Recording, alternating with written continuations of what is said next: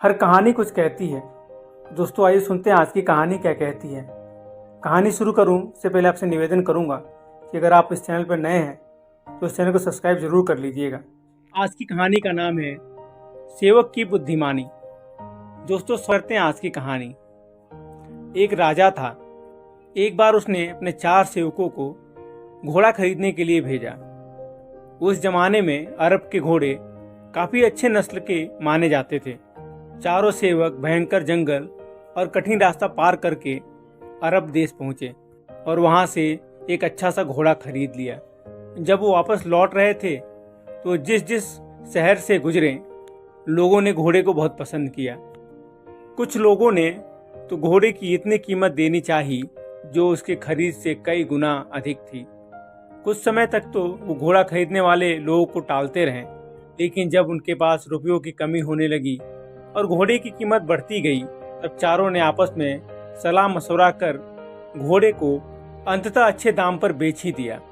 खाली हाथ वो राजा के पास गए और राजा के दंड से बचने के लिए उन्होंने जो योजना बनाई थी उस पर अमल किया। अतः राजधानी में दाखिल होते ही उन्होंने रोना पीटना शुरू कर दिया। राजा ने पूछा, आखिर माजरा क्या है, रो क्यों रहे हो और घोड़ा कहाँ है? चारों सेवकों ने बताया कि महाराज, जब हम घोड़े को लेकर आ रहे थे तो सुनसान जंगल में हमें डाकू मिल गए। उन्होंने हमें पेड़ों से बांध दिया और घोड़ा लेकर चलते बने। बड़ी मुश्किल से जान बचाकर हम लोग वापस लौटे हैं। राजा ने इन चारों की बात पर यकीन तो नहीं किया, परंतु उसने कहा, अच्छी बात है, अभी आराम करो, सवेरे बात करेंगे।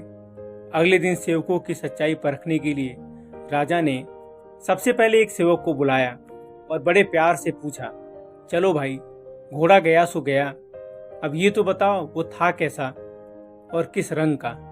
कुछ देर तो वो अचकचाया और फिर जान बचाने की खातिर बोला, महाराज, घोड़ा बड़े कटीले बदन का था, उसकी दुबली चाल थी और बड़ी सुंदर आयाल थी।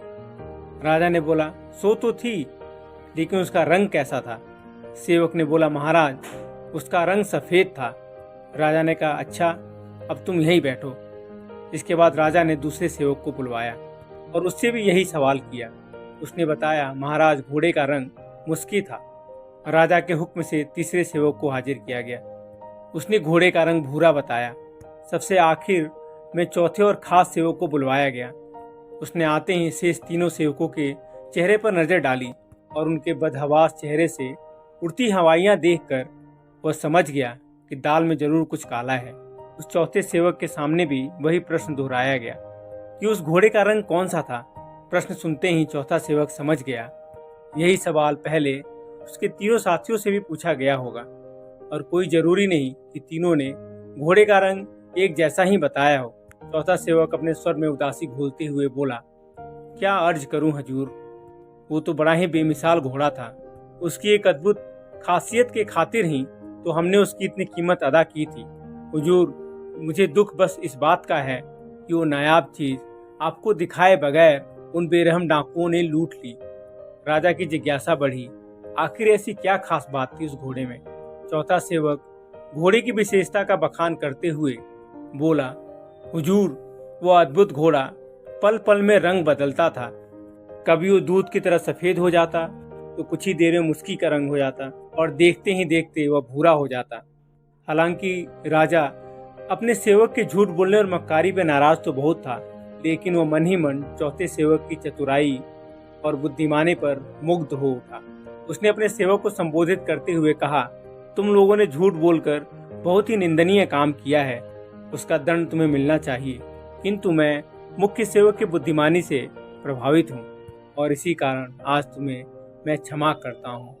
दोस्तों, बुद्धिमानी से कभी कभी हमारी जान भी बच जाती है। दोस्तों, आज की कहानी ये खत्म होती है और मैं आशा करता हूँ आपको पसंद आई होगी। पसंद आई है तो वीडियो को लाइक कीजिएगा, दोस्तों के साथ शेयर कीजिएगा। मिलता हूँ अगले वीडियो में, तब तक के लिए राधे राधे।